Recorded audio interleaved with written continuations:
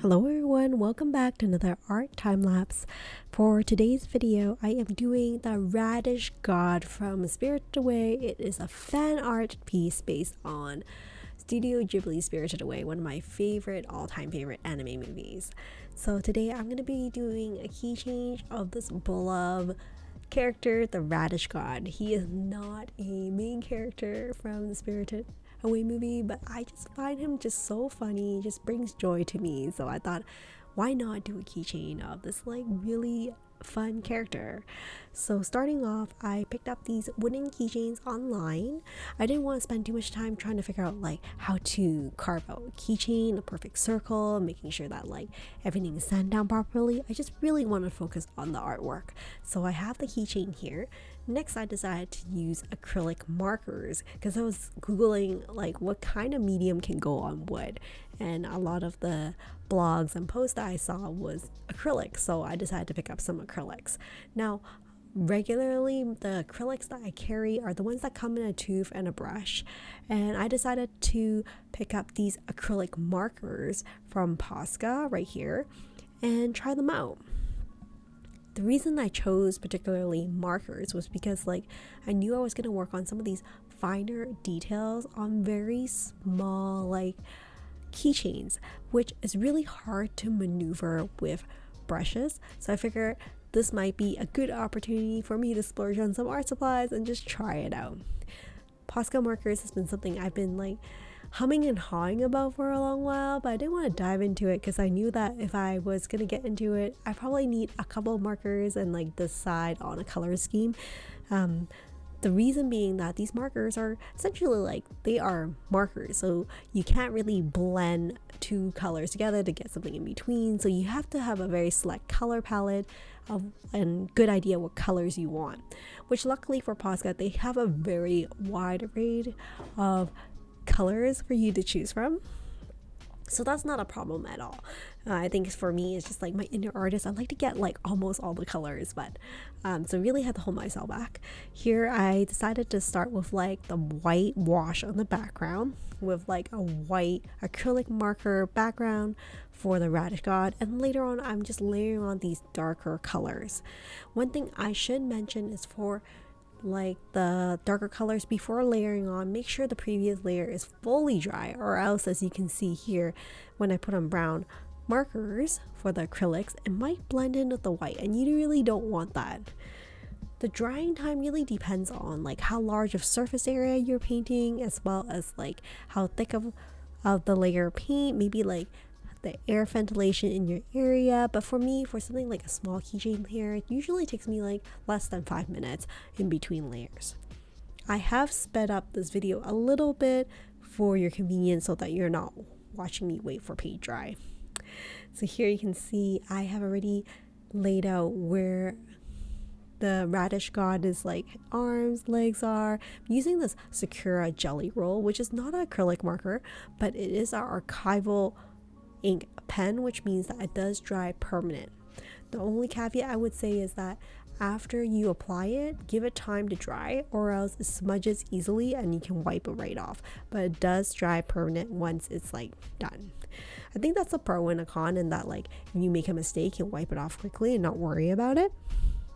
And the Sakura jelly rolls are available at your art store, Amazon, and just like a lot of different places like stationery store, and come in a variety of colors. I love using my Sakura jelly roll to kind of add on these details, but like for larger surface areas, it makes more sense that you're picking up an acrylic marker because you're coloring a larger surface area. So for this one, I'm using my Sakura jelly roll to really highlight those white accents.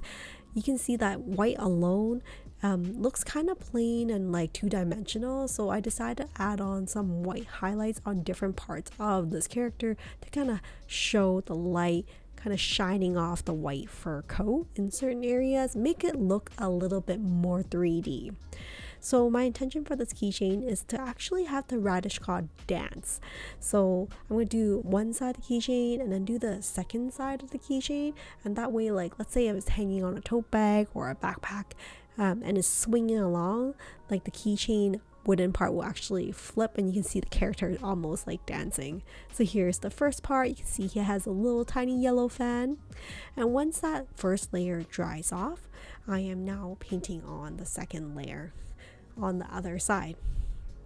In order to use these markers, you do have to push the nib into the pen to let the ink seep out, and then you can usually use your marker to kind of spread out and use the ink gradually.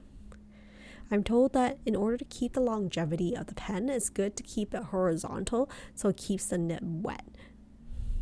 So you can see the colors spread pretty evenly.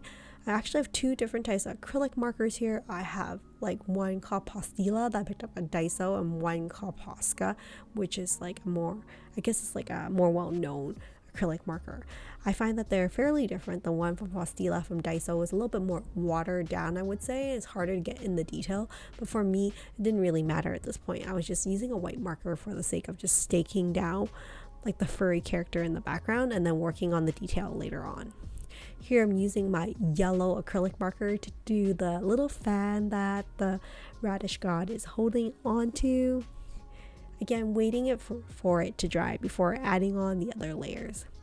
Now using my red marker, I'm just gonna draw in the hat for this radish god. This whole process, I find it very therapeutic and very easy to do. It's a great activity if you want to do it with your kids or your friends.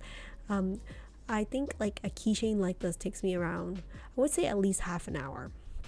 I think the most time that I'm spending through this process is just conceptualizing how am I going to draw this, what character I'm going to draw, what position they're going to be in. So a lot of the creativity comes from like just the thinking about the project rather than the execution. I find that once I have an idea for what I want to draw, it works out pretty quickly. And I think that one of the hardest part for me is just kind of like waiting for each layer to dry. I'm not very good at waiting for paint to dry, even though this dries quite quickly, but I'm quite impatient, kind of want to go and just continue. So that's just one tip I would recommend if you're gonna use some of these markers. Be patient, wait for the previous layer to dry, or else it's just so much work for you if it accidentally bleeds in and it just doesn't look as refined. Here you can see that I'm using a brown marker to kind of draw in the details and outline for the bear. Just so you're aware, the marker width, it's around like 0.9 to 1.2. There's like different types of like fineness for some of these markers, so watch out for that when you're picking them up. There's like extra fine, medium, and ones of really like thick nibs as well. So I found like this width was like perfect for doing something like a keychain. But I imagine if you're doing like a poster or something larger, having a larger marker is definitely going to be more convenient for you for some of those larger projects. One of the convenient things I love about this is that like it's so easy to travel these markers that I can do acrylics outside the comforts of my home or my art table. I love the idea of just grabbing a coffee and going to a coffee shop and just doing some doodle of acrylics. So here, just gonna paint in his little cloth in the front. You can see that this radish god is in a different dancing position as opposed to the one on the flip side. So later on, once I wrap up, I'll give you a closer look how the keychain looks as it's flipping, so you can see almost like he's dancing. I really love the concept of this kind of like picture, like animation motion. After all, that is the origin of like where animation come from, right? Like all these little pictures put together to create this one smooth motion. Love the concept of that, and I feel like I can do so much of that with other keychains as well, not just of this radish god dancing, maybe Totoro flying or like different characters. So I'm pretty excited by the concept of that. But I'm doing keychains for the first time, so I'm not really sure how well it will be received, so I'm really hesitant to do too much of it. So this first batch of keychains, maybe my last, depending on how it goes, I'll be showcasing it for the first time at the convention, an anime convention. Hopefully it will be well received, because I really did enjoy painting these very much, but at the same time I want to show you the process in case any of you are interested in trying it out yourself. So after I finish painting, I give it time to dry. I do add on a seal for this radish dance kind of like keychain that I'm working on. The seal takes approximately 4 days for it to totally dry. So here is a closer look at this beautiful keychain of the radish god dancing, the radish dance. See the double-sided? So super cute. Thank you so much for joining me, and I'll see you next time in another video. Take care and stay creative.